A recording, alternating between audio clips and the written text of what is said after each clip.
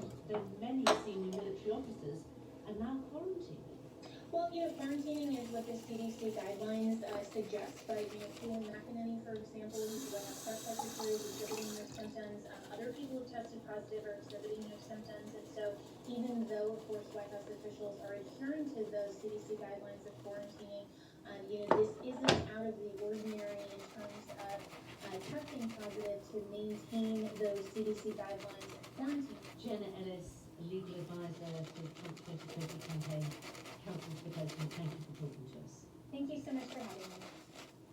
It's coming up to 19 minutes past 7. The taxpayer may lose up to £26 billion in fraud and defaults from the biggest loan scheme put in place to help businesses through the pandemic. That's the verdict of the National Audit Office. Dom can tell us more. Yes, Nick, it's the bounce back loan scheme. About 1.3 million loans worth about £39 billion so far.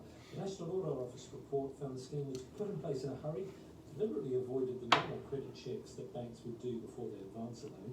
Last week, a BBC investigation found criminals were stealing people's personal details and setting up fake companies to apply for the loans. Sue and Dave Burton were among the victims. They spoke to the BBC's Andrew Corbett. If I went to bank for a hangaround loan for a car or something, they would do all sorts of checks on me, wouldn't they? A scammer's delight. I didn't honestly think it would be that easy though. Yeah, because the banks like Turner, they're getting paid, aren't they? Public money. Well, they're at fault, but if the government was warned that it would be open for scamming, and the government still, they obviously don't listen. Simon Reason is Director of the National Audit Office and the author of today's report. Mr. Reason, good morning. That number between 15 and 26 billion that could be at risk from defaults or fraud, how did you arrive at that number? Hi Dominic, thank you for inviting me on. In terms of the report, what we found is that there was a range of expected losses, and these are potential losses, and they result from government prioritising speed over almost everything else. And what it did was it reduced the number of affordability and credit checks on potential borrowers. And the scale of the scheme was much bigger than expected. If I can just give you some numbers, as you trail at the beginning there, about 1.2 million loans issued, about 37 billion. I mentioned prioritising speed. We have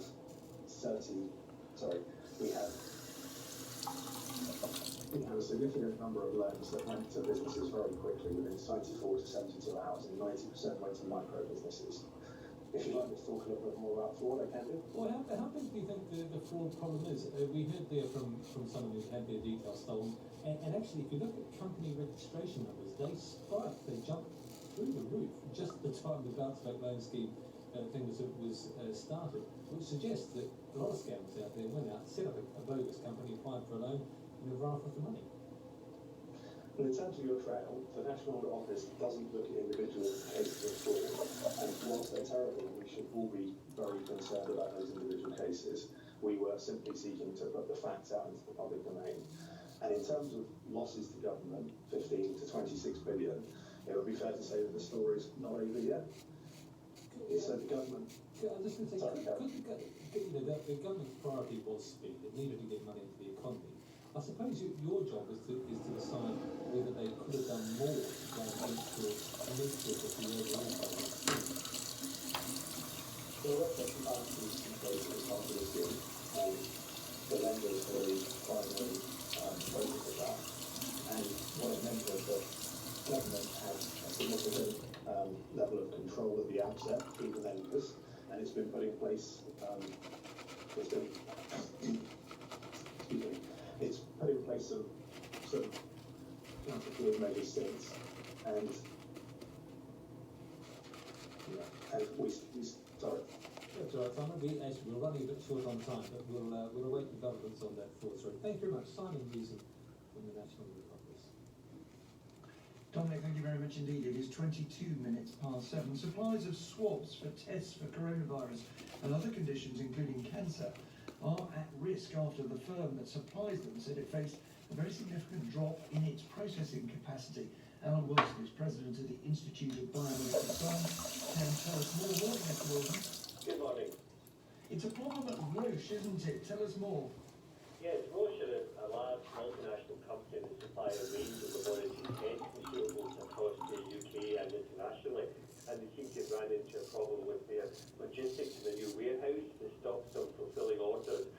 broad range of consumables and reagents that are needed across laboratories across the UK. An automatic warehouse, we think maybe the robots have gone wrong. Yeah, I don't know exact details of the issue, but it sounds to me as if there's something similar to what we've seen in the Amazon picture with the robotic electronic picking system, and it doesn't seem to have worked in the first time of asking. And how serious could that be? They provide a lot of material that leads to routine blood tests that you'd be taking to your GPs within laboratories across the country, and also in cancer diagnostics. They provide antibodies to allow us to fight cancer to ensure appropriate treatment, plus to supply routine reagents for labs to do blood tests and simple tests such as coagulation tests within laboratories. So it's good to say that laboratories are already running into supply problems. We've been very innovative in what we do, and we're moving stuff around between laboratories within the NHS to ensure that all critical tests are fulfilled.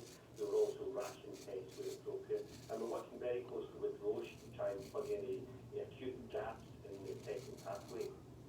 But could this also threaten coronavirus testing? Yes, the Roche are a big supplier of corona tests and consumables across the UK, and certainly if there's a significant drop in capacity, as is likely with this, then we could potentially have a drop in capacity. Again, any test labs have those that they really have multiple testing platforms they use, so we should be able to work through the platforms for labs and to get more out of that, but this is on for long term. And I think that's key to this. We're not sure the duration of this. We're hearing days or weeks. If it's days, it probably will have minimal impact. But if it's weeks, then yes, that's a considerable impact on our ability to control the test across the whole gambit of diagnostic testing in the UK.